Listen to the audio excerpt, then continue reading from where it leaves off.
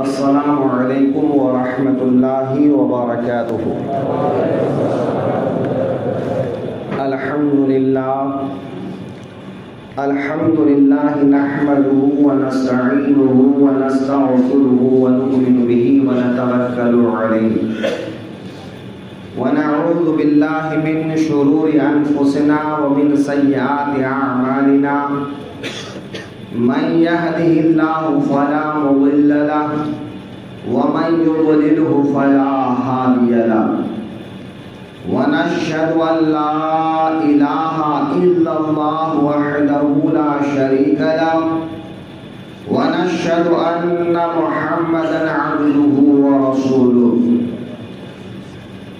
أما بعد فأعوذ بالله من الشيطان الرجيم بسم الله الرحمن الرحيم أقيموا الصلاة وآتوا الزكاة صدق الله المولانا العظيم وصدق رسوله النبي الأمين المتين الكريم ونحن على ذلك لمن الشاهدين والشاكرين والحمد لله رب العالمين۔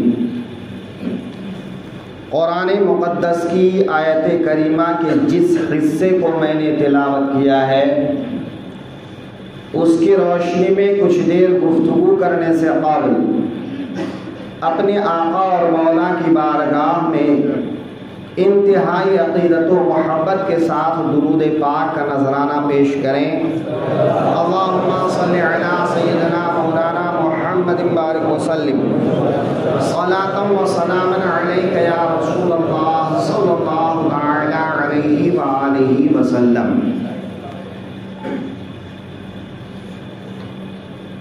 رمضان المبارک کا مہینہ ہے۔ عام طور پر مسلمانوں میں یہ رائج ہے کہ ماہ رمضان میں وہ اپنے مال کی زکوٰۃ نکالتے ہیں۔ رمضان کے مہینے میں ہی نکالا جائے یہ کوئی ضروری نہیں ہے۔ نصاب پر سال جس دن پورا ہو جاتا ہے اس دن کے بعد کبھی بھی اس کو نکالا جا سکتا ہے، چاہے وہ بیچ سال میں ہو یا پھر رمضان میں ہو۔ لیکن عام طور پر ہمارے یہاں معمول بن گیا ہے کہ لوگ رمضان میں ہی نکالتے ہیں، اور ظاہر ہے کہ رمضان میں جو عبادت کی جاتی ہے اس عبادت کا ثواب اللہ تعالی بڑھا کر عطا فرماتا ہے، چاہے وہ بدنی عبادت ہو چاہے وہ مالی عبادت ہو، کہ نفل کا ثواب فرض کے برابر اور فرض کا ثواب 70 گنا زیادہ۔ لیکن اتنے ہی پہ کوئی بس نہیں ہے، جس قدر اخلاص ہوگا اسی قدر اللہ تعالی ثواب میں اضافہ فرمائے گا۔ پھر اس ثواب کے اضافے کی کوئی حد بندی نہیں ہے کہ اللہ تعالیٰ کتنا عطا فرمائے گا، وہ کریم ہے جتنا عطا فرما دے۔ آج ہم زکوٰۃ کے کچھ مسائل سمجھنے کی کوشش کریں گے۔ زکوٰۃ کس کو کہتے ہیں؟ زکوٰۃ اپنے مال کا ایک مخصوص حصہ مخصوص دنوں کے بعد مخصوص لوگوں کی طرف سے مخصوص لوگوں کو دے دینا۔ یہ جو ہم نے کئی بار مخصوص کہا ہے اس کی ہم وضاحت کرتے ہیں۔ تو مال کا کچھ حصہ کچھ مال پر، ہر مال پر نہیں، کچھ مال پر کچھ دنوں کے بعد، یعنی اس کی ایک مدت ہے، اس مدت کے بعد کچھ لوگوں کو، یعنی جو غریبی کی سطح سے نیچے ہوں اور کچھ لوگ ادا کریں جو غریبی کی سطح سے اوپر ہوں، یعنی امیر ادا کرے اور غریب کو عطا کرے۔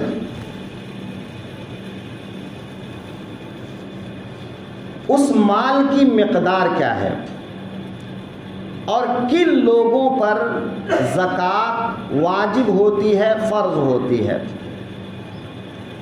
تو زکوٰۃ واجب ہونے کے لیے پہلی شرط ہے مسلمان ہونا۔ جو شخص مسلمان ہے اسی پر زکوٰۃ واجب ہے، جو مسلمان نہیں ہے اس پر زکوٰۃ واجب نہیں ہے۔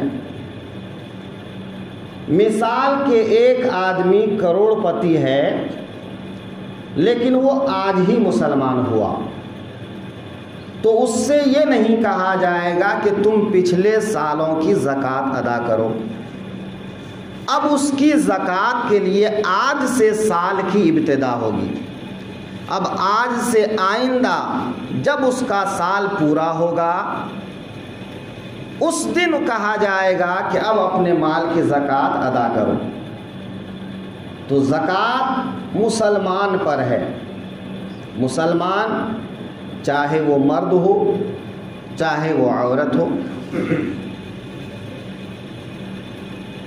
مسلمان مرد عورت چاہے وہ شادی شدہ ہو یا غیر شادی شدہ ہو۔ اس میں مرد عورت میں کوئی فرق نہیں۔ بسا اوقات ایسا دیکھنے میں آتا ہے کہ گھر کی ذمہ داریاں چونکہ مرد حضرات ہی اٹھاتے ہیں تو خواتین سمجھتی ہیں کہ ہمارے پاس جو کچھ بھی زیورات ہیں، سونے ہیں، پیسے ہیں، اس کی بھی زکوٰۃ شوہر ہی ادا کرے۔ اگر وہ اجازت دیتے ہیں اور شوہر اپنی خوشی سے ادا کرتے ہیں تو زکوٰۃ ادا ہو جائے گی۔ لیکن زکوٰۃ فرض کرنے میں ایک حکمت ہے۔ وہ حکمت کیا ہے کہ زکوٰۃ ادا کرنے سے جو معاشرے میں کچھ لوگ امیر ہیں کچھ لوگ غریب ہیں، کسی حد تک اس فرق کو کم کیا جائے۔ بھئی امیر حضرات اگر اپنے مال کی حساب کتاب لگا کر زکوٰۃ نکالیں اور وہ زکوٰۃ غریبوں تک پہنچ جائے۔ اور ایک چیز اور بتا دیں کہ زکوٰۃ فرض تو کچھ لوگوں پر ہے، لیکن صدقہ جس کو خیرات بھی کہتے ہیں وہ خاص نہیں ہے کہ وہ مالدار ہی ادا کریں، خیرات غریب بھی کر سکتا ہے۔ جو مالدار کے حکم میں نہیں آتے، نفلی صدقہ نفلی خیرات وہ لوگ بھی کر سکتے ہیں، اور وہ لوگ کریں تو اللہ تعالیٰ ان کو بھی بے شمار اجر عطا فرماتا ہے۔ بھئی امیر جن کے پاس ہیں وہ دیتے ہیں تو ان کے پاس ہے دیتے ہیں، لیکن اگر آپ کے پاس نہیں ہے اور پھر بھی دیتے ہیں تو یہ بڑے کمال کی بات ہے، لہذا دیا کریں۔ یہ انسانیت کا تقاضا ہے، ایمان کا تقاضا ہے۔ کسی بھی محتاج کو اپنے دروازے سے واپس نہ لوٹائیں، ضرورت مند کے لیے اپنا دروازہ بند نہ کریں، اپنا دسترخوان ہمیشہ کشادہ رکھیں، کھلاتے رہیں۔ دیکھیے کہ اللہ آپ کے دسترخوان میں اتنی برکت عطا فرمائے گا کہ پھر آپ بھی مالدار ہو جائیں گے۔ کسی کو کھلانے میں کمی مت کیجیے، پہنانے میں کمی مت کیجیے، دینے میں کمی مت کیجیے۔ جو ہے آپ کے پاس اللہ کے نام سے اس میں سے دیا کیجیے۔ اللہ ہی ہے جو غریب بناتا ہے، مالدار بناتا ہے، وہ چاہے گا آپ کو بھی مالدار بنا دے گا۔ لہذا قرابت داروں کو، رشتہ داروں کو، پڑوسیوں کو، غریب محتاجوں کو جہاں مل جائے وہاں کچھ نہ کچھ دے دیجئے۔ اس میں آپ کو ایک تسلی ہوگی کہ آپ نے کسی کے لیے کچھ کیا ہے۔ تو بہرحال میں عرض کر رہا تھا کہ زکوٰۃ مسلمان مرد ہو یا عورت سب پر واجب ہے۔ اگر عورت کی اجازت سے مرد ادا کر دے تو زکوٰۃ ادا ہو جائے گی، لیکن زکوٰۃ فرض کرنے کا مقصد صرف زکوٰۃ دینا ہی نہیں ہے، اس کا ایک مقصد یہ بھی ہے کہ انسان کے دل میں مال کی محبت کوٹ کوٹ کے بھری گئی ہے۔ وَإِنَّهُ لِحُبِّ الْخَيْرِ لَشَدِيدٌ، قرآن پاک میں آیا ہے کہ یہ حضرت انسان ہیں کہ ان کے دل میں مال کی محبت کوٹ کوٹ کے بھری گئی ہے۔ تو انسان کے دل سے پیسہ نہیں نکلتا، تو اللہ تعالیٰ نے ایسا بندوبست فرما دیا، انتظام فرما دیا کہ چاہو تو نکالو، نہ چاہو تو نکالو۔ اگر نہیں نکالو گے تو وہ تمہارے لیے حلال ہی نہیں ہے۔ مال کی محبت انسان کے دل میں جو بیٹھی ہوئی ہے، اسی محبت کو اللہ تعالیٰ نکالنا چاہتا ہے، اور یہ محبت مرد حضرات کے دلوں میں بھی ہے اور خواتین کے دلوں میں بھی۔ اس لیے کہا گیا کہ زکوٰۃ مرد بھی نکالیں اور زکوٰۃ عورت بھی نکالیں، تاکہ دل سے یہ مال کی محبت کم ہو، اور جب دل سے مال کی محبت کم ہوتی ہے تو آخرت کی محبت بڑھتی ہے، اللہ کی محبت بڑھتی ہے، اور جب اللہ کی محبت بڑھتی ہے تو انسان کے دل میں عبادت کا شوق پیدا ہوتا ہے۔ پھر وہ انسان دنیا کی فکر کم کرتا ہے، آخرت کی فکر زیادہ کرتا ہے، قبر کی فکر زیادہ کرتا ہے، اور جس آدمی کے دل میں قبر کی فکر پیدا ہو جائے وہ آدمی گناہوں سے بھی بچتا ہے، وہ آدمی نیکی بھی کرتا ہے۔ تو اللہ تعالیٰ کا مقصد یہی ہے کہ زکوٰۃ تمہارے مال، تمہاری کمائی کا ایک حصہ اللہ کو راضی کرنے کے لیے غریبوں میں بانٹ دو، تاکہ تمہارے دل میں جو محبت بسی ہوئی ہے وہ محبت نکل جائے۔ یہ دنیا فانی ہے، یہ مال فانی ہے۔ کاروبار میں ایک دھچکا انسان کو کروڑ پتی سے روڈ پتی بنا دیتا ہے۔ اللہ ہی ہے، وہ چاہے تو کسی کو اوپر بیٹھا دے، چاہے تو کسی کو زمین میں بیٹھا دے۔ تو یہ مت سوچئے کہ یہ مال آپ کی عقل، آپ کی سمجھ یا آپ کی محنت سے ملا ہے۔ وہ اللہ ہے جو دیتا ہے، وہ اللہ ہے جو لیتا ہے۔ تو اس نے آج دیا ہے تو آج اس کا حق ادا کر دیجئے۔ الغرض عورت اپنے ہاتھ سے ادا کرے، مرد اپنے ہاتھ سے ادا کرے، لیکن اگر ایک دوسرے کی اجازت سے ادا کرتے ہیں تو زکوٰۃ ادا ہو جائے گی۔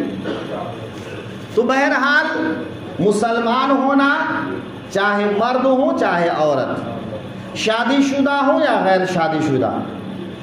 تیسری چیز ہے بالغ ہونا۔ نابالغ بچے اگر ان کے پاس مال ہے تو زکوٰۃ اس پر واجب نہیں ہے۔ اب نابالغ بچوں کے پاس مال کہاں سے آتا ہے؟ تو ظاہر سی بات ہے کہ اس کے ماں باپ نے اس کے نام سے کوئی چیز کر دیا ہو، کوئی چیز رکھ دیا ہو، یا ماں باپ چھوڑ کے اس دنیا سے گئے ہوں۔ تو اگر کوئی نابالغ لڑکا یا لڑکی ہے اور اس کے نام سے آپ نے کوئی چیز رکھ دی ہے، کوئی رقم رکھ دیا ہے، تو وہ اس رقم کے مالک ہیں، اور جب اس کے وہ مالک ہیں، آپ اس کے مالک نہیں ہیں تو آپ پر اس کی زکوٰۃ نہیں ہے، اور وہ چونکہ نابالغ ہیں اس لیے اس پر بھی زکوٰۃ نہیں ہے۔ لیکن ایک بات یاد رکھیے گا کہ جو مال، جو زیور، جو سونا چاندی یا جو زمین جائیداد بچوں کو آپ ایک بار دے دیتے ہیں، نابالغ بچے کے نام سے آپ اس کو کر دیتے ہیں، تو جب تک حاجت شدیدہ نہ ہو پھر اس کو آپ استعمال میں نہیں لا سکتے۔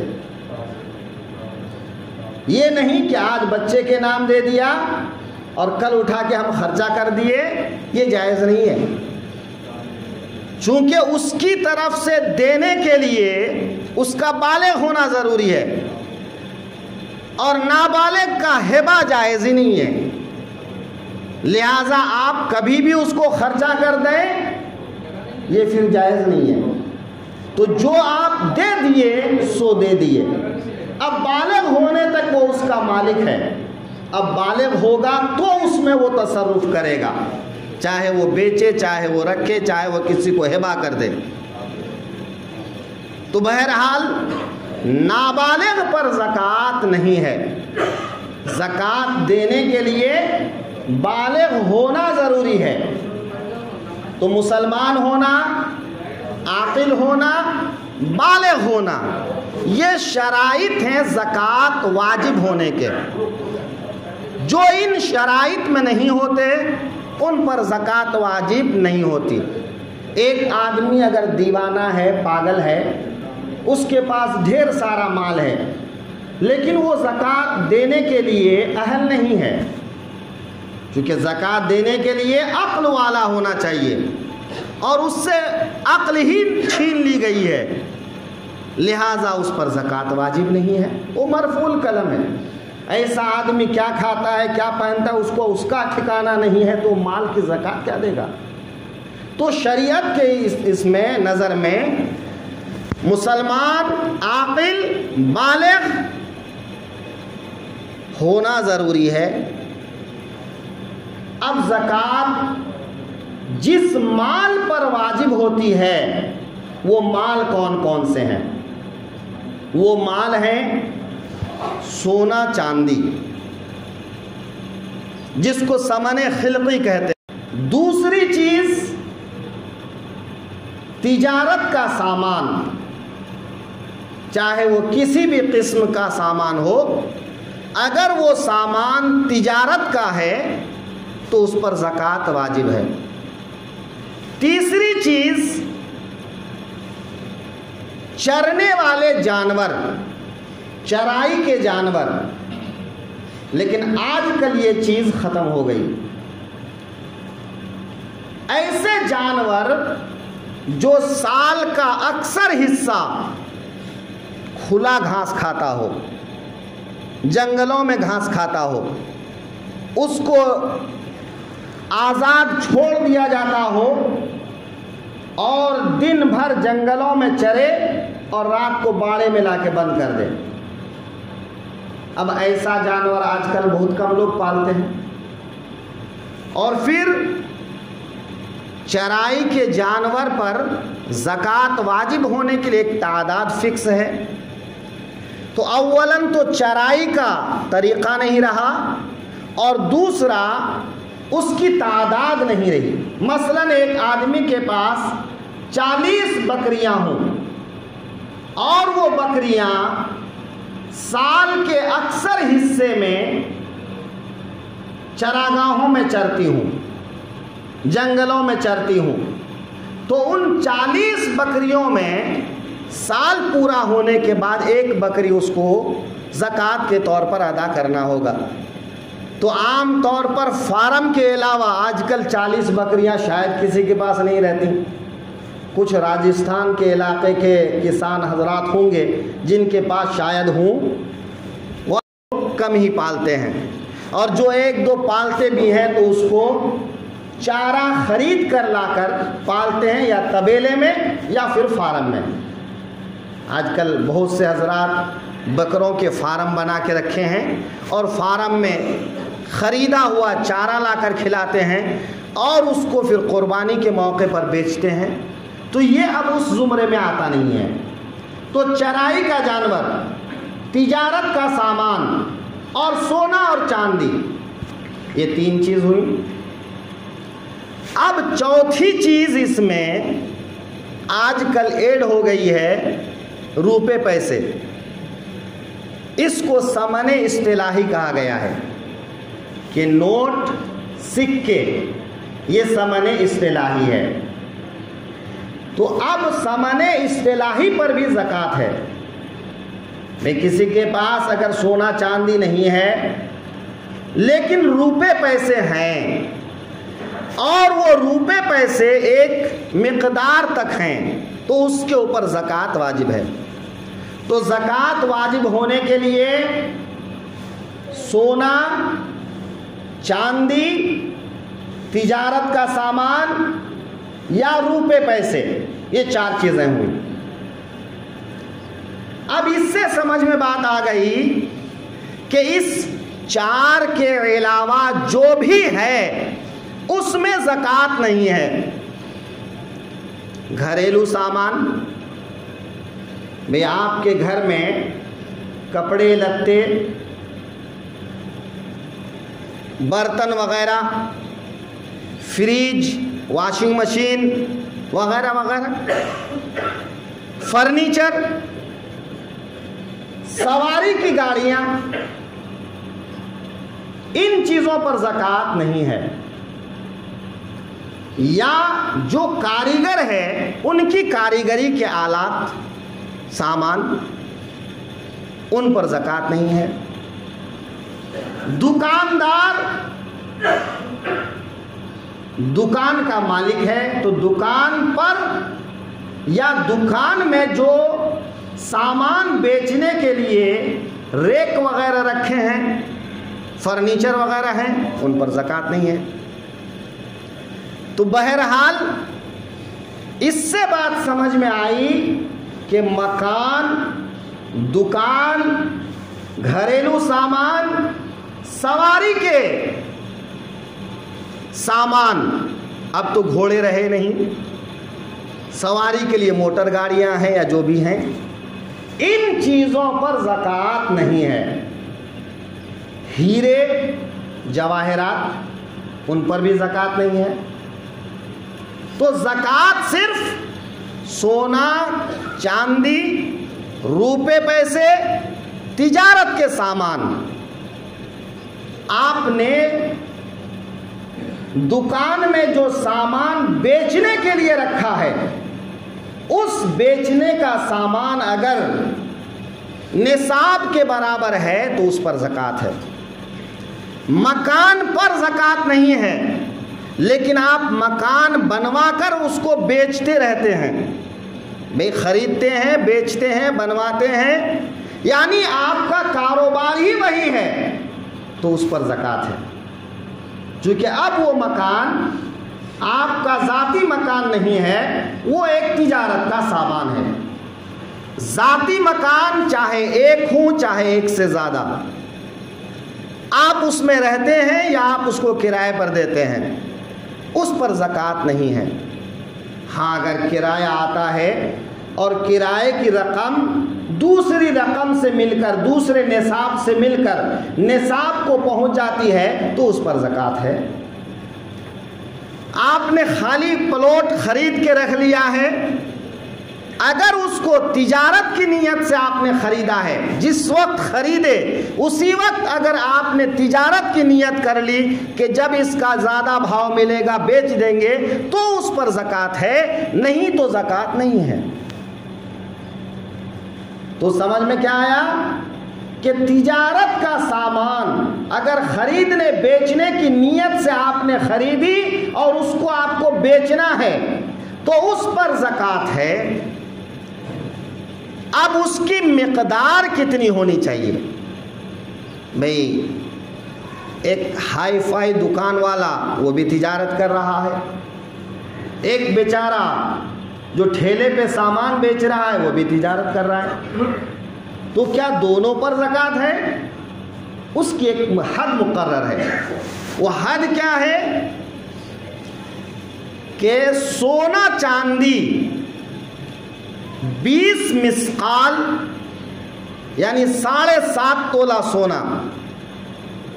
اب مسقال بھی سمجھ میں نہیں آئے گا، تولہ بھی سمجھ میں نہیں آئے گا، ہے نا.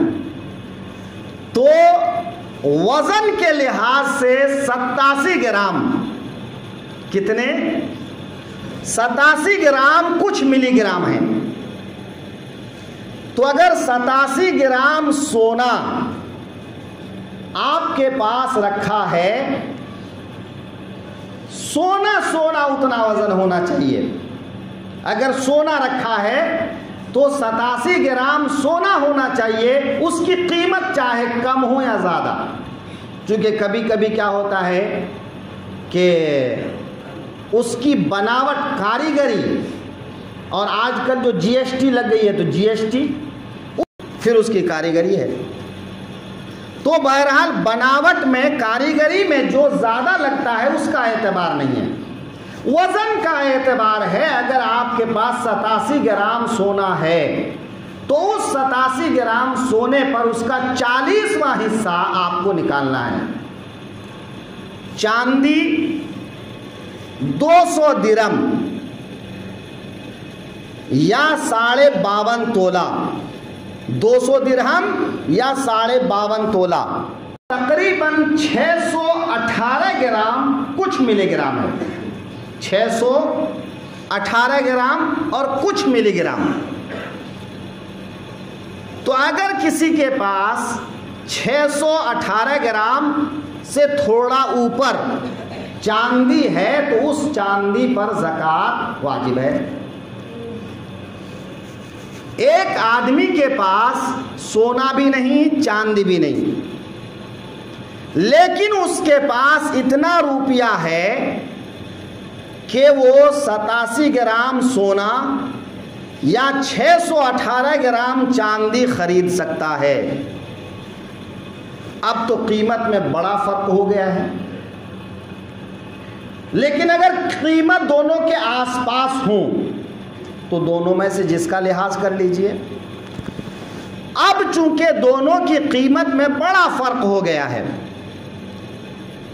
اب ایسے موقع پر اگر آپ سونا کی زکوٰۃ سونا سے نہیں، چاندی کی زکوٰۃ چاندی سے نہیں، روپے سے نکالنا چاہتے ہیں تو ایسی صورت میں کیسے نکالیں؟